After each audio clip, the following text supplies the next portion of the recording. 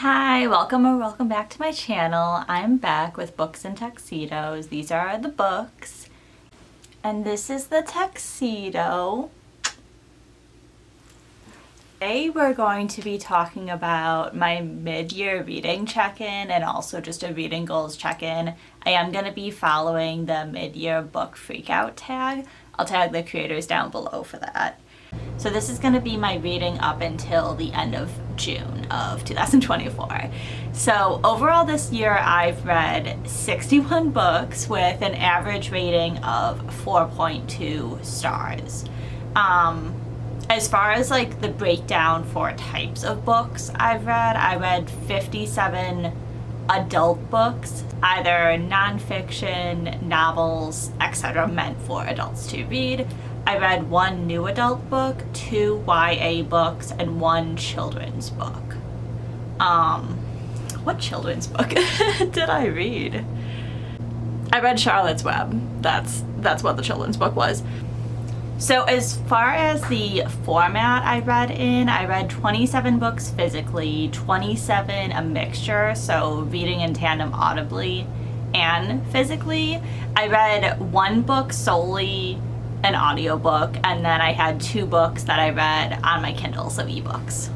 And as far as format of the books that I read, I did read 26 novels, 21 manga, 3 novellas, short stories, and memoirs, 1 biography, 1 graphic novel, 1 essay collection, and 2 general nonfiction. I'll put that here. So as far as ways that I track my reading, I have been using primarily the Ultimate Reading spreadsheet. I'll link it down below. It's created by Allie, a booktuber on here. Her channel name is Hardback Hoarder. I really recommend this if you really want like graphics, breakdowns on everything that you're reading. I find this like to be a really useful tool and has more trackers than I could ever need for my reading. I also use Storygraph as well as Goodreads. And then for my physical books, as far as tracking what I actually own and then tracking my physical TBR, I do use an app on my phone called Book Buddy. This is just a free app, but I do recommend this if you physically own a lot of books and want to keep track of what you read, what you haven't read, and when I actually go book shopping, this is a great resource of, oh, I have that at home. I will say it helps a lot with manga as well if you have a lot of series and you're like, well, I know I have volume 6, but I don't have like 4 and 5 because there's no way I could just remember that and go to the store. So I really do love that app. So as far as my breakdown for reading in January, I read 20 books. I had 5 stars. In February, I read 7 books with 1 5-star. In March, I read 3 books with 2 5 stars, and then in April, I read 11 books with 3 5 stars. In May, I read 14 books with 6 5 stars, and then in June, I read 6 books with 2 5 stars. Overall, a loose kind of reading goal that I've had has been to read 10 books a month on average. I don't know what happened in March. I guess I was just not reading, but I am trying to be more consistent with reading as one of my goals for the second half of the year instead of like a ton of books one month, no books the next month, that sort of thing. And I think a lot of that just has to do with how busy work gets sometimes, and then also just like physical, mental well-being as well. Like the month I'm reading 3 books, it's like things probably weren't the best. Usually when I'm reading more, things are somewhat better.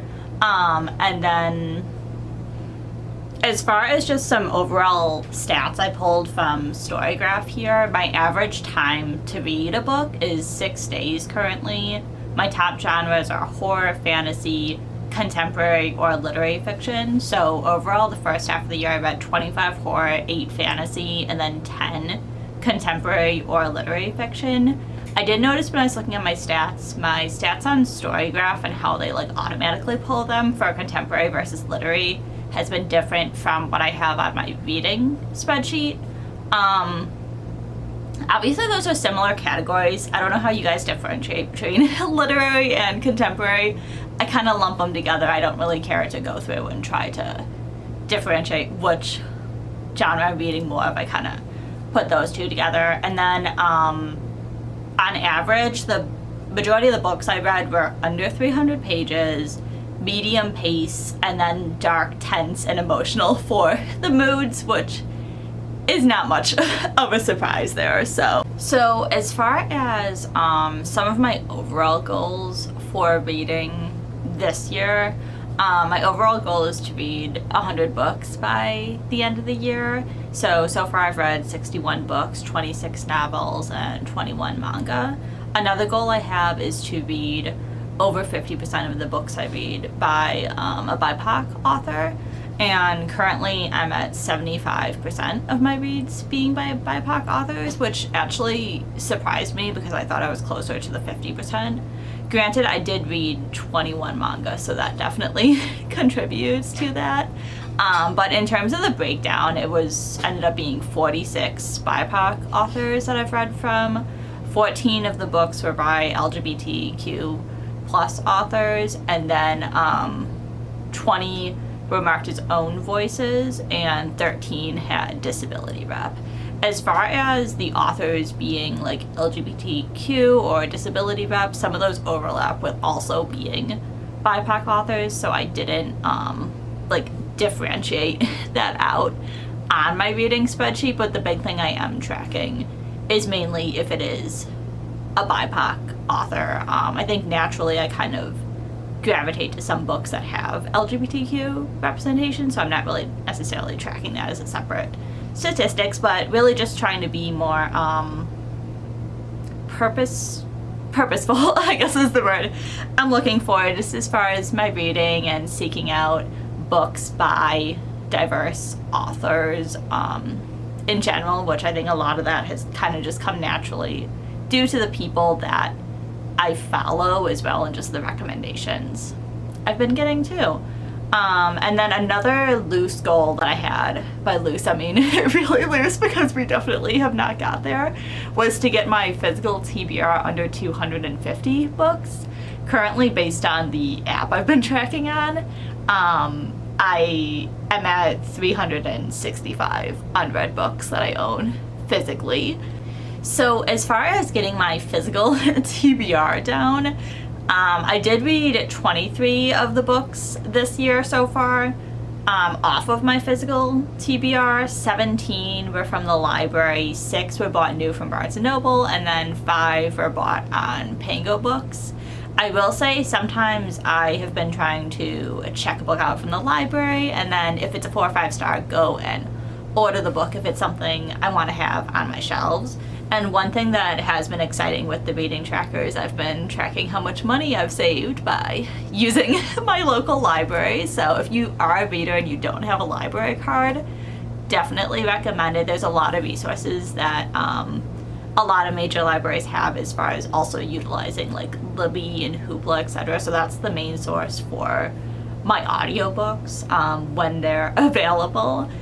So far, the money I saved from using my local library has been $249 just for the first half of the year. So definitely invest in your libraries.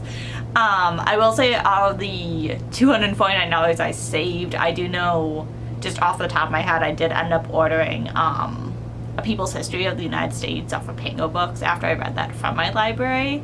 The amount of tabs and just references I had in that book, I was like, I need to own this physically to look back on. So sometimes that happens, but it's also kind of a good but not good feeling, you know, when you check a book out from the library and it's like a 2-star and you're like, okay, I'm glad I didn't waste money on this. So definitely a goal for the rest of the year as well, to keep utilizing my library, but also in trying to get my physical TBR down, I am kind of not doing that by checking out new books in the library.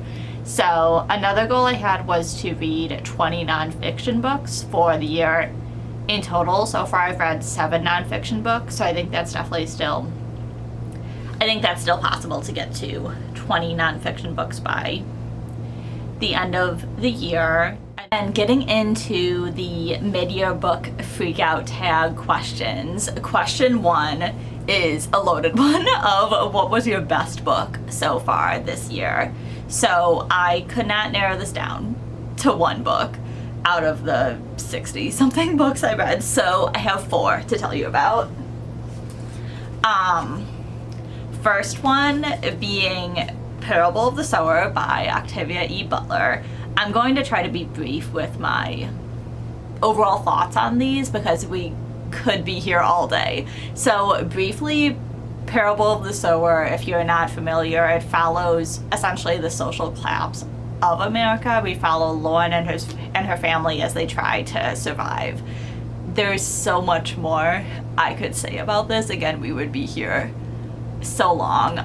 The overall gist that you would need to know about this if you're considering picking it up, and the thing that really makes it unique and special is this was published in 1993 and it's set in 2024 to 2027. So there's a lot of very eerie similarities to the world we're actually living in today and the reality of 2024 here. There's so much to dissect with this, so many discussions to have. I did read Kindred last year, so that was my first Octavia E. Butler, which I'm glad that I started with Kindred. I will say this one is a little bit more, not difficult to read, but there's like, you gotta pay attention, you know? Having the audiobook and reading along physically with this really did help. Another goal I have is to read Parable of Talents by the end of the year, so I am really excited to get to that as well. And then second one, tied for my favorite book of the year, is Sword of Kaigen. If you're not familiar, this is a standalone fantasy. I do feel like this is a really good one to basically just go in blind. I think that's the best way to go into Sword of Kaigen. This is following a lot of themes of family and honor and duty, power dynamics, oppression, realities of war. Some people have compared this to Avatar: The Last Airbender in the way the magic system is set up. And then it's also following kind of like familiar anime tropes as well, I would say. So I definitely recommend Sword of Kaigen. Again, there's not that much I could say without getting into like spoilers, but this is also, I will say, this is a heavy read. Like this is dark. That's probably, okay, that's the theme with all of these top 4, but I highly recommend Sword of Kaigen if you've been thinking about it. This is also available on Kindle Unlimited as well. So if you do have that, I recommend checking this out. And then next one that I would say is definitely one of my top books of the year so far is Know My Name by Chanel Miller, which I feel like was like years late getting to read this. This is one that I'm also mentioning later on as far as one of my biggest surprises of the year. Not to say that I didn't think it was going to be good, because like I knew what it was about, but I think it was just like I read it at the right time and it caught me in the right moment. The writing in here is amazing. If you're not familiar, Chanel Miller is a Asian American graphic designer and artist, and she is known for being Jane Doe in the case against Brock Turner. So it's very obviously a difficult subject matter for sure. It's very raw, vulnerable, just describing her experience being a survivor of sexual assault. And then there's also just a lot of discussions about the criminal justice system, the faults in the criminal justice system, which I did actually find the court dialogues and things to be almost the most intriguing part of this. And surprisingly, her sense of humor, like there is some funny bits in here, which I was not expecting at all. This is definitely just one that you read it, you finish it, and you sit there just thinking about it for a few days. So if you by chance have not read Know My Name by Chanel Miller, I definitely recommend it. Even if you're not a big reader in general, like I just think everyone should pick this up at some point. And then my 4th book, tied for best books of the year so far, is They Can't Kill Us Until They Kill Us by Hanif Adibki.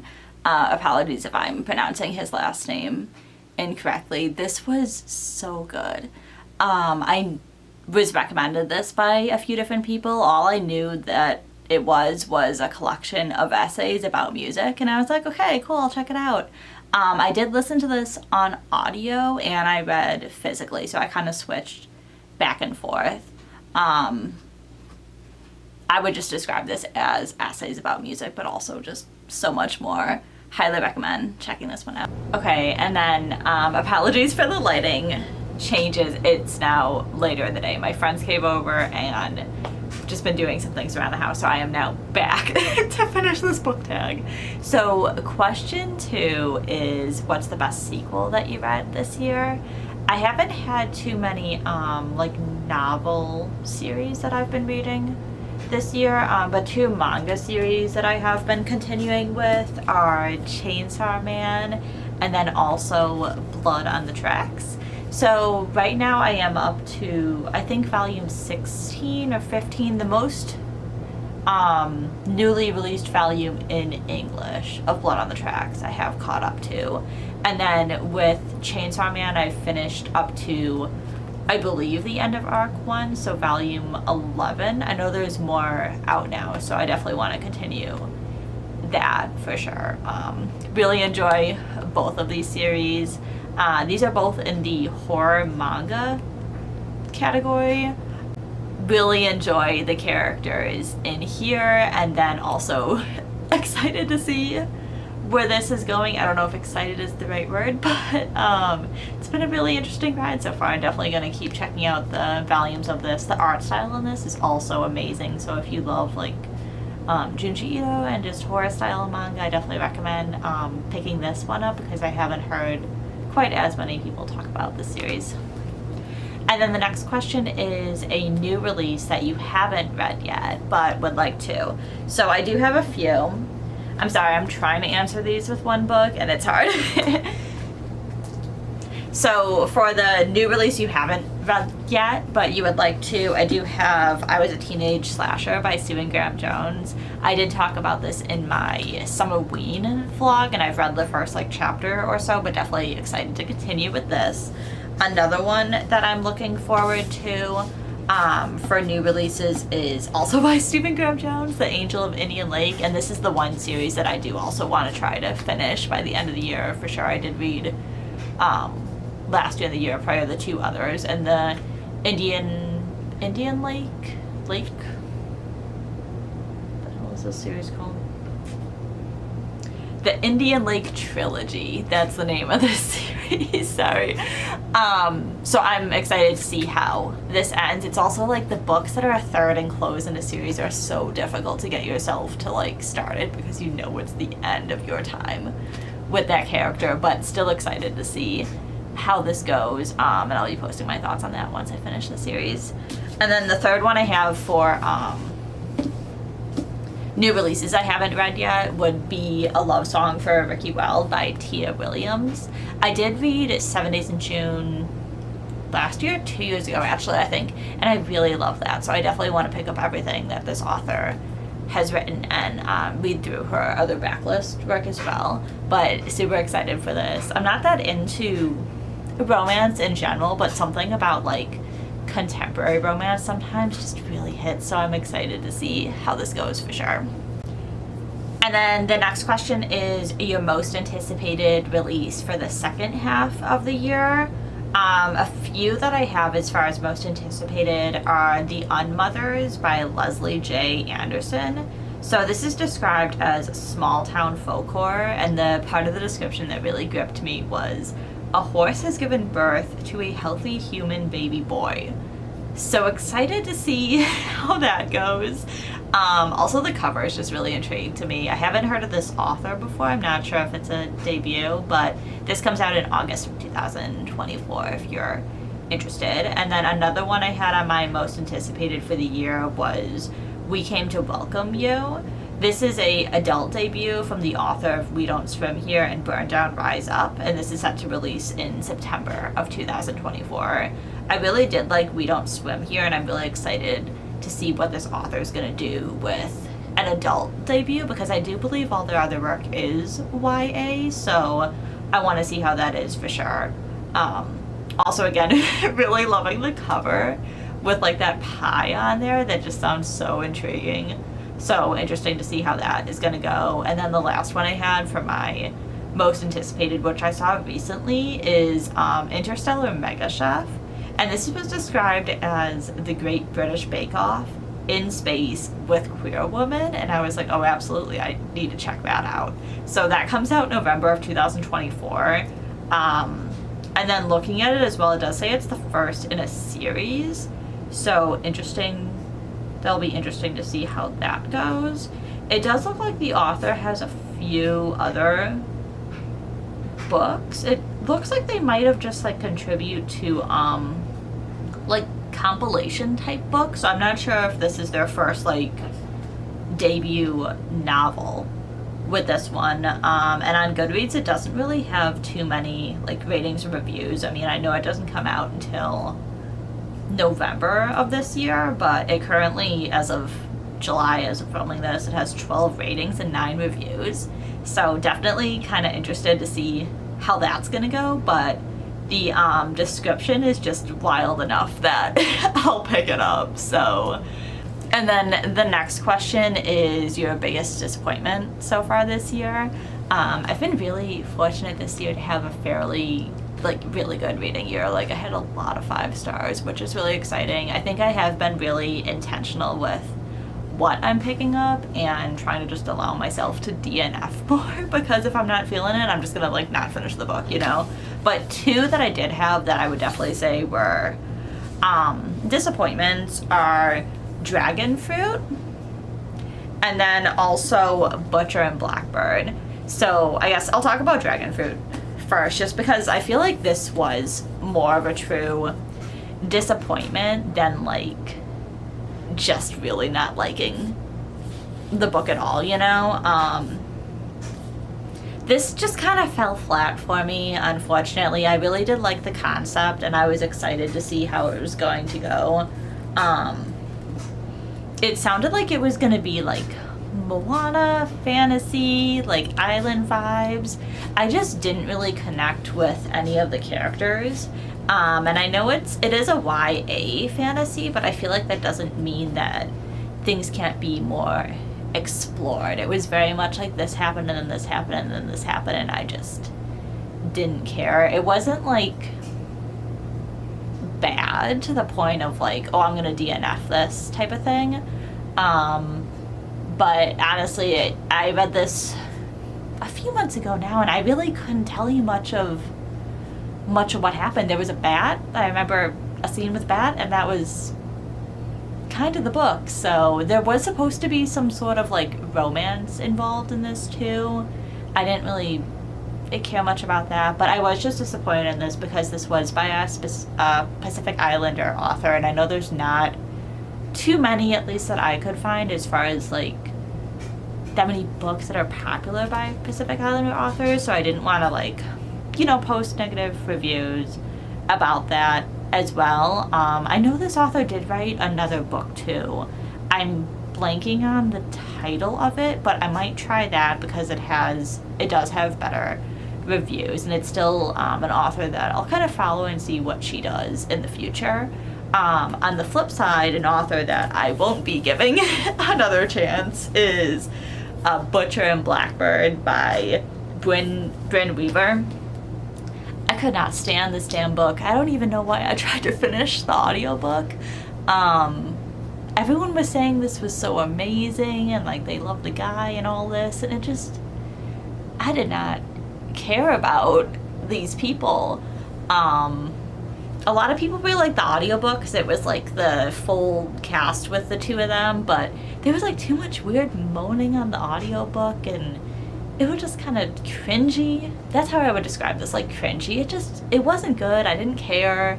I should probably preface that this is supposedly like a love story about 2 serial killers falling in love with each other while committing their crimes or whatever, which I don't mind. Like, obviously I read a lot of dark books, you know, so I thought it was going to be more like kill scenes. But yeah, no, this didn't work for me. I could be here all day talking to you about what I disliked about this book, but it was bad. People talk about it's good, and I don't know what they're talking about because I did not like this. So future Pango Shop, check it out. And then the next question is your biggest surprise of the year. So I also have 3. My biggest surprises of the year were Know My Name by Chanel Miller. Not that I expected this was going to be bad by any means. I just heard this really hyped up on BookTok and BookTube, you know, years ago. So I kind of went into it with like, you know, it's going to describe her experience. It's going to talk about the flaws in the justice system. I just didn't really expect this to hit me the way that it did. I guess that's why I would say this was surprising for me, but just really blew me away with how amazing this was. It was definitely one that like you finish it and you need to kind of not like recover, but like process what you read. Like it really kind of put me in a chokehold. So loved this for sure. And then another surprising one was actually Doppelganger by Naomi Klein, which I have not read any other Naomi Klein books, and this really blew me away for sure. Like I was excited about reading it. It was a nonfiction book that I was like excited to actively listen to and pick up. Doppelganger is following the concept of the doppelganger in Naomi Klein's own life. She had someone who was being confused for being her. So Naomi Klein was being confused for being Naomi Wolf. If you don't know, Naomi Wolf is like an anti-vaxxer COVID denier using her platform as a quote-unquote activist feminism to speak of those issues. And then Naomi Klein is more of a leftist climate change advocate. The book itself, this book is blurbed by Angela Y. Davis as well as Judith Butler, so that kind of tells you where she aligns. So basically just 2 separate ends of the spectrum, and these 2 women constantly getting like compared to each other, mistaken for each other, those sort of things. In addition to that, it also talks about the idea of a doppelganger in the media and in politics as well, and that was really interesting. There's definitely a really big part of discussions with COVID in this as well. And a lot of times, like just recently, I don't love, you know, COVID in books, even like nonfiction. It's recent, you know, so it's tough to read about. But I did find this almost really like bingeable. I really like her writing style and like the voice and narrative that she brings to her writing. So definitely one I haven't seen too many people talk about outside of like nonfiction book talk. So if you're looking for like approachable nonfiction, actually, I do recommend giving this a try. And then I just dropped it, but my last most surprising read was Killing Stalking. Actually, this is like a, I guess, boy love horror manga. I guess you call it manhwa for the Korean manga. I knew this was dark going into it, but that was kind of about it. I didn't expect to really like this so much. When people were talking about like how much they like this book, I was like, why would you want to read about someone like stalking someone? That's kind of weird. But I don't know how this hooked me, but I'm continuing with this series for sure. And the art style isn't like, okay, I don't even think I can actually show you any of this, but it is full color. I don't know, it's just really captivating. It just makes me want to keep going with the series. So far I have only read volume 1. I recently picked up volume 2, and I really just want to get all the volumes and like binge read it. So if you've read this, let me know. And then the next question is a favorite new author. So a debut author or an author that is new to you. 4 of the authors that I listed that I would say are like either new favorites or I just want to actively like pick up their work because I think they could be a potential favorite in the future would be Mona Awad, Emily Austin, ML Wong, and then Junji Ito. So Mona Awad I did read, I'm blanking on the name of the book. All's Well.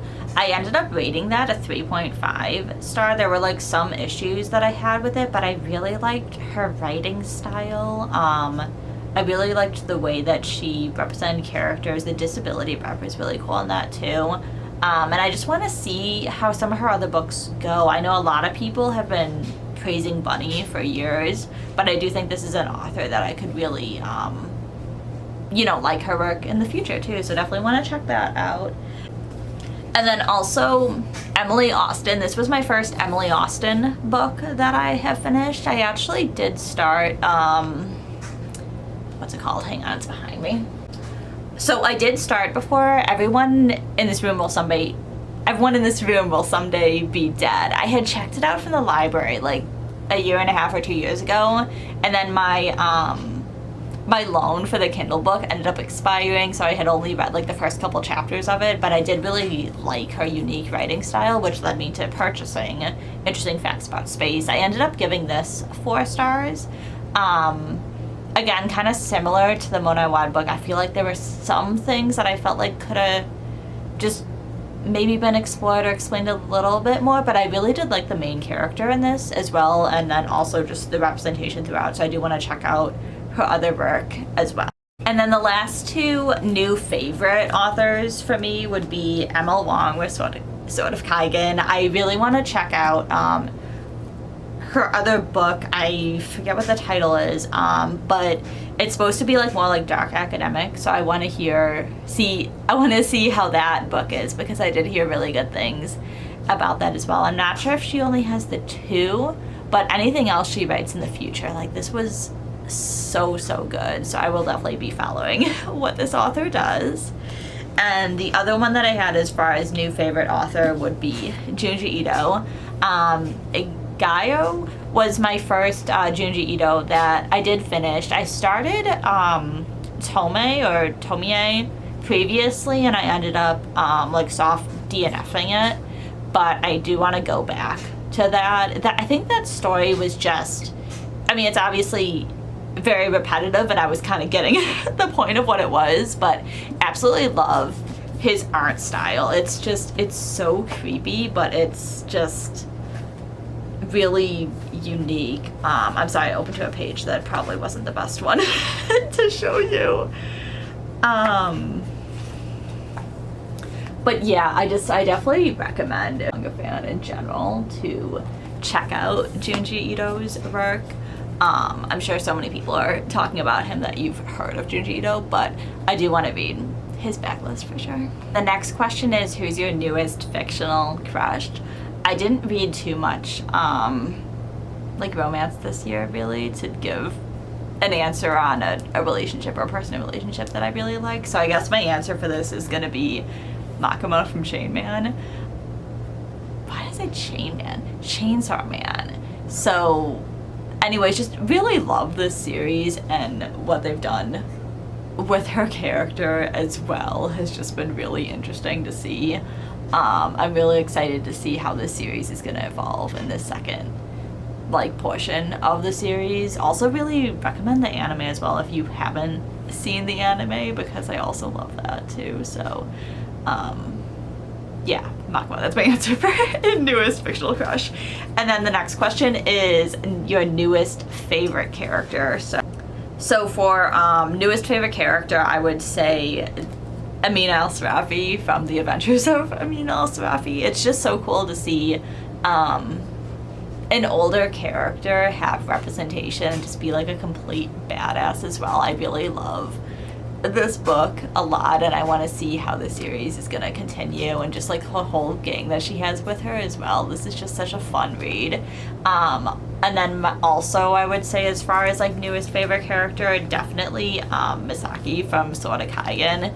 Kind of similar vein, just such a badass warrior mother, and just so cool to see kind of her thought process throughout this book too, and how things evolve. So definitely 2 very badass women that I liked reading about this year. And then the next question is a book that made you cry. So I didn't have any this year that were like actually made me sob bawling, but I've read some pretty dark books. So I would say some that come to mind as far as just books that kind of made you sad and, you know, tug on my heartstrings. I would say Sword of Kaigan for sure.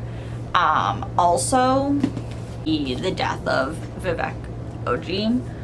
This was really devastating at parts, and definitely tough to read, but I really liked the overall message of this book. I really want to read more by this author as well.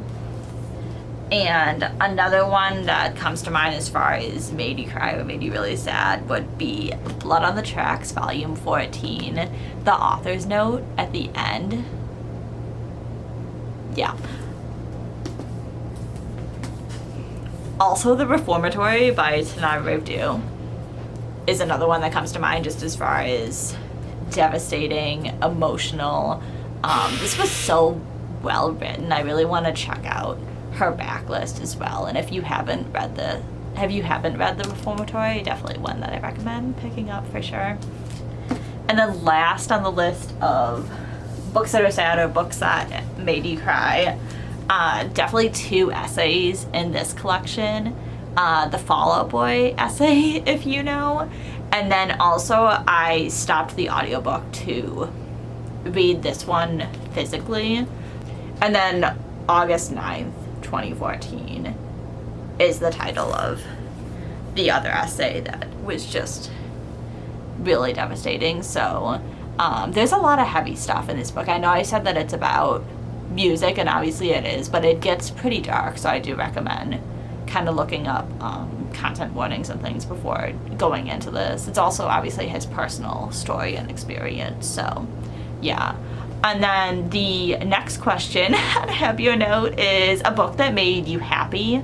So I didn't have too many lighthearted reads this year. As you can see, I'm kind of in the dark category of books for the most part, but 2 that were like happier reads were Cat and Gamer, also Ascendance of a Bookworm. These are both mangas that I read. Cat and Gamer was just a really cute manga about this girl that adopts a cat, and then the cat's like playing video games with her. So I checked that out for the library, as well as Ascendance of a Bookworm. Ascendance of a Bookworm, I actually read the first manga volume, which inspired me to go watch the anime. And the anime is so cute too. So if you haven't checked out either of those, I do recommend both of those. And then the next question is your favorite book to movie or book to show adaptation that you've seen so far this year. I would say probably 2. I'll say Chainsaw Man, and then I also read Jurassic Park this year and watched the movie. I realized when I was watching the movie, I don't think I ever saw Jurassic Park before. Like, I think I've seen scenes of it. Probably started it and fell asleep, honestly, because there were parts and people were like, well, you don't remember this part? I was like, no. So it got me good. But yeah, definitely recommend. Both of these are obviously very different things, but yeah, Chainsaw Man and Jurassic Park, check them out for sure. Next question is one that I actually added in just because I kind of found a theme in my reading. And that's going to be the most unhinged book that I've read so far this year. So I do have 2, I would say, for that. I would say Chlorine by Jade Song, and then also Dig Fight Island. So I guess I'll start with talking about Chlorine a little bit first. I really like this. I ended up giving this 5 stars, and I didn't realize how, not unpopular, but how like niche of a corner of the internet this might be, because when I went to like look at ratings and things on Goodreads, I didn't realize that it didn't have quite as many as I thought this was like a really popular book. But basically we follow this swimmer that's in high school, and there's a lot of like metaphors for women's bodies and women being used, especially at a young age as well, and just beauty standards throughout high school and that sort of thing. But there's just, the reason I put it in the unhinged category is just due to some certain scenes in this book. It went in a direction that I wasn't like expecting, but I enjoyed, I guess I'll say. And then for Dig Fight Island, this was just unhinged and goofy. I mean, I don't know what I thought it was gonna be, but I guess I'll be continuing in the series because it sure was. That's all I'm gonna say about that. And then the next question is the most beautiful book that you've bought this year. I would say, let me see what I got. Probably one of like my Illumicrate books. Most beautiful book, I would probably say one of my Illumicrate books. They just do such a good job with the sprayed edges. And not at all like sponsored by them or anything, but like look at the end pages and then even like the covers. It's just so pretty. I don't know if the camera's catching up to the like the foiling on here. Also, I haven't read this, by the way, but if you read it, let me know if it's good. Another one I have is Goddess of the River. This is the same author as Kakai, I'm not sure how to pronounce it. I also haven't read that book yet, but I'm going to because I heard it's really good. But like, look, like it's just so pretty. And then this one also has the inside. And the same, like, the cover.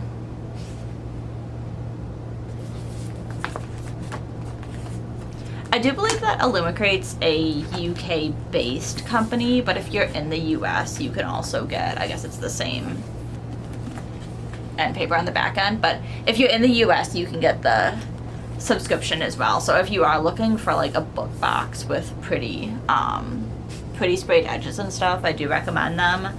I do have the one right now that gives you like the extra stuff in the box, but I believe there's a book only one that you can get as well.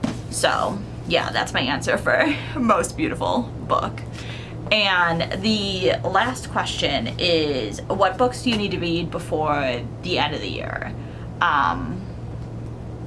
Way too many, as you could see from the 365 unread TBR books, obviously, but some that I definitely want to prioritize would be Parable of the Talents by Octavia Butler for sure. I also do want to get to Bloodmarked because I read Legendborn like 2 years ago now and still just had Bloodmarked sitting, so I need to either just continue with that series or call it a loss. But I really loved Legendborn, so I don't know what's like putting me off from starting Bloodmarked, but I just need to like go in and finish that. And then a couple non-fictions I do want to read before the end of the year would be The Great Displacement and Still Life with Bones, because I've had these on my like to read non-fiction list for the whole year, so hopefully I'll get to those two. But if you made this far in the video, thank you so much for watching. Let me know down below what your favorite read of 2024 was so far this year, and then I hope to see you in another video really soon. Bye. I don't know why he never lets anyone hold him. Like, he wants the attention, but he does not want to be held. Okay, say bye, monster.